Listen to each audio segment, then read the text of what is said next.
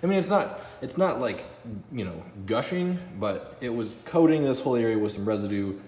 It's a brand new part, and I'd like it to not be leaking at all.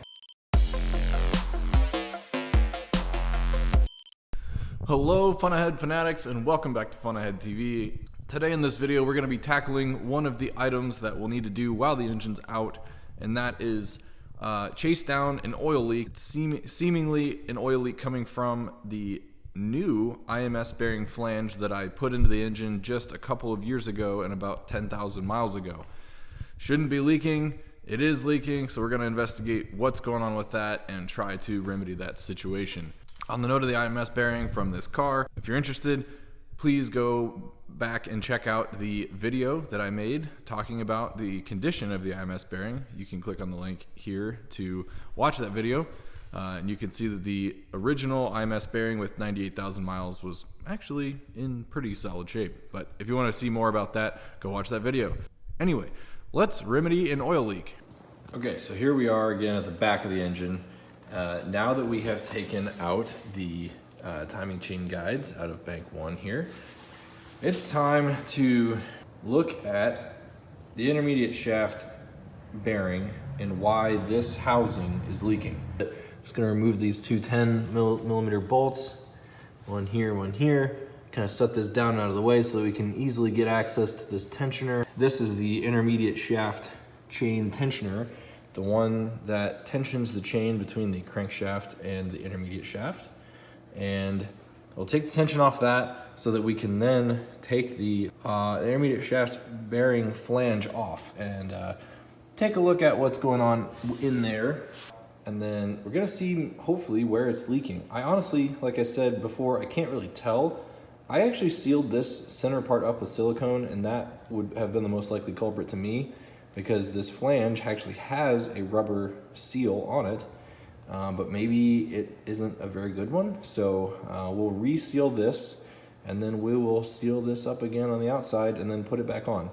And hopefully we won't have any more oil leaking issues. My RMS, which is a very common oil leak item or area, that is not leaking. So, you know, so that's not the culprit here.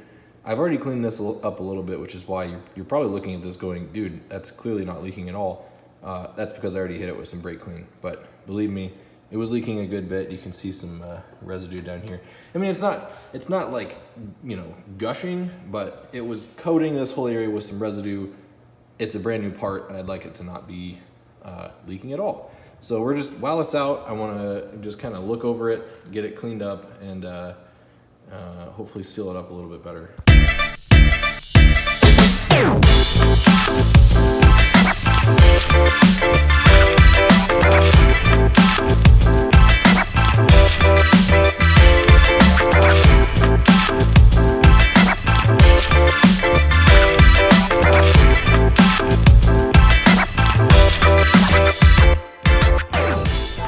Alrighty, just got the IMS bearing flange out. As you can see, of course it's not sitting perfectly straight. I think that's just due to the fact that, you know, this side's not under tension at all. Of course, if I pull this here, if I pull this chain, it moves into place nicely. So anyway, I think I found the culprit. Also, good thing to note, the Ellen Engineering bearing, after, let's see, 10,000 miles or so, it is super tight, feels really, really good. And it's, you know, of course, very nice and lubricated by the oil because it's always sitting in the oil. So anyway, that's good to know, nice and comforting. But I found the problem. I think, so here's the flange. So I think it's the flange gasket. Look at this. It's literally coming apart. And that's not awesome. So, you know, there's some areas where it's not. But I was pulling apart all this like stringy crap. You can see some of it down in there. That's that orange stuff. That's some of this, like this flange. And it was sitting like all around here. Like I was, after I hit this with brake clean, I hit it with some air real quick to just kind of dry it off. In the time that I did that, there was a bunch of the orange crap like flipping out in the gap between the flange and the case here. Clearly, this seal doesn't stand the test of time for whatever reason. I'm not sure why. Obviously, this is a new part, but we'll just, seal this up maybe with some silicone, and then put this back together. And well, obviously we're going to clean it really good first, but then we'll put it back together and seal it up with some silicone and run it like that. But that's unfortunate that this gasket doesn't seal the way it's supposed to. So whatever, it is what it is. Well, here it is. We got the IMS bearing and flange and everything all put back together. Now I just need to put the tensioner back in, and then we can call this job done.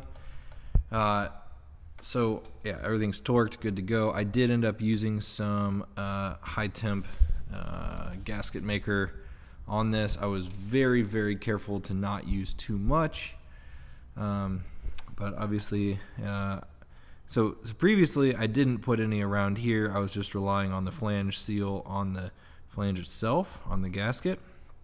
But obviously you're supposed to apply some to the center point here, which I did again. I reapplied some. Now we actually have some additional seal applied here, so hopefully that will prevent any future leaking from happening. I guess we'll find out. But anyway, that job is done. One more thing crossed off of the to-do list. So next and final project for at least for this evening, like I said, we're throwing the timing chain tensioner, the IMS chain tensioner back in there. We're going to bundle that coolant pipe up, and then we will throw the brand new timing chain guides into the engine, and that means we'll be that much closer to bundling bank 1 back up. We are still, however, waiting on parts for bank 1. We're waiting on the VarioCam pads themselves. Once we get those, then we can start working on putting everything set into top dead center and getting it put back together.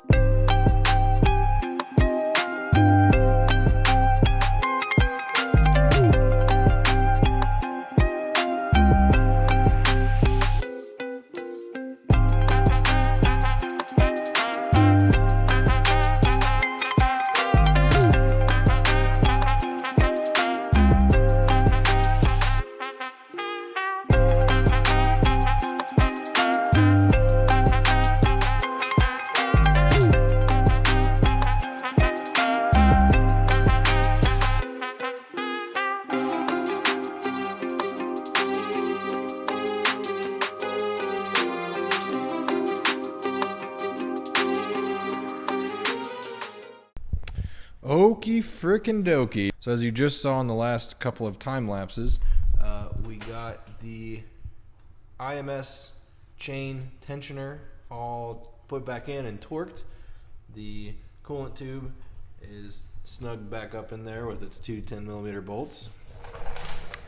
And then if we come to this side, you can see that we have the new timing chain guide up in there, and then the tensioner down below. Oops. Yep. Okay, there it is. So they are both in there and tightened up. And then finally, as you saw, I was going around the edge of this flange here, the edge of this mating surface, cleaning, taking away as much of the old gasket maker as possible. You can kind of feel where it is a little bit rubbery in areas. I've removed that almost completely, hopefully. You might have been able to see in that time lapse as I was going along with the knife, I was actually like building up material as I went, and you couldn't even like really see that it was there, but when you scrape the knife along, it started to come up and built up. I had like a nice little pile sitting here.